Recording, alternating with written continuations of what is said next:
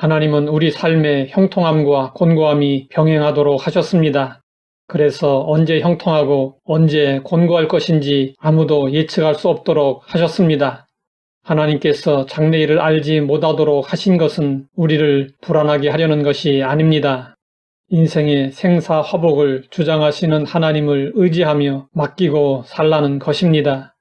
그런데 사람들은 하나님을 의지하지 않고 내일에 대한 불확실성으로 말미암아 염려하고 불안해합니다.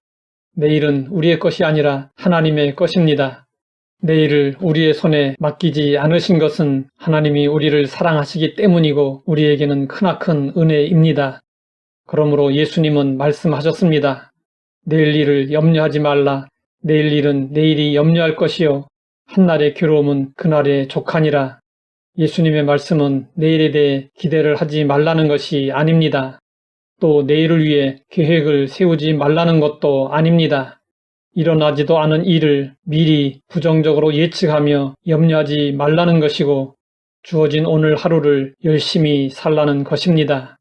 우리는 내일을 하나님께 맡기고 하루하루를 기쁘고 즐겁게 살아야 합니다. 그러면 염려 근심하는 것이 습관이 된 우리가 곤고할 때 어떻게 내일 일을 염려하지 않고 평온하게 살아갈 수 있을까요? 그 방법은 적극적으로 기도하는 것입니다. 성경은 말씀하고 있습니다. 아무것도 염려하지 말고 다만 모든 일에 기도와 간구로 너희 구할 것을 감사함으로 하나님께 아뢰라. 그리하면 모든 지각에 뛰어난 하나님의 평강이 그리스도 예수 안에서 너희 마음과 생각을 지키시리라. 우리가 아무것도 염려하지 말아야 할 이유는 우리에게 어려운 문제가 하나님에게는 전혀 어려운 문제가 아니기 때문입니다.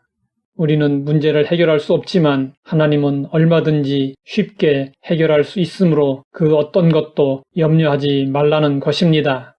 소나기가 쏟아지면 신속히 처마 밑으로 달려가 피하는 것이 지혜입니다. 마찬가지로 곤고한 날에는 기도의 처마 밑으로 피하는 것이 지혜입니다. 기도하는 사람은 곤고한 때에 잃어버리기 쉬운 것을 지킬 수 있습니다. 서로 손해를 당하였다고 할지라도 기도하는 사람은 보상받을 수 있습니다. 염려될 때마다 염려 대신 기도해야 합니다. 미국의 역대 대통령 가운데 가장 존경을 받는 대통령은 링컨입니다. 링컨은 흑인 노예들을 해방시키기 위해 남북전쟁을 치렀습니다. 링컨은 어려울 때마다 간절히 기도했습니다. 북군의 전세가 불리해지자 금식 기도일을 선포하고 온 국민의 동참을 호소했습니다.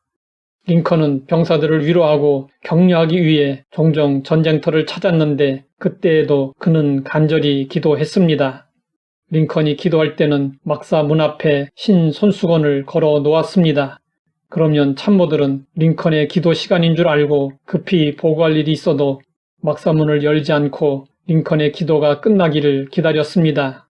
링컨이 이끄는 북군이 남군에 비해 모든 조건이 더 나았습니다. 그런데도 쉽게 이기지 못하고 힘들어했습니다. 그 이유는 남군에 로버트 리라는 명장이 있었기 때문이었습니다. 링컨은 전쟁이 끝난 후 이렇게 고백했습니다. 북군의 승리는 기도의 승리였습니다. 우리에게 남군의 로버트 리 같은 명장이 없었음이 오히려 다행이었습니다. 그래서 우리는 기도로 하나님께 더욱 의지할 수 있었습니다. 누구를 막론하고 곤고한 날에는 염려 대신 기도해야 합니다. 기도하면 염려 근심이 눈 녹듯 사라집니다. 기도하면 마음과 영혼이 맑아지고 온통 뒤죽박죽이 된 생각이 정리됩니다. 기도하면 문제를 풀어갈 수 있는 놀라운 지혜가 떠오릅니다. 기도하면 하나님의 기적이 나타납니다. 우리가 기도하며 겸손히 행하면 곤고함은 오래 머무르지 못하고 떠나갑니다.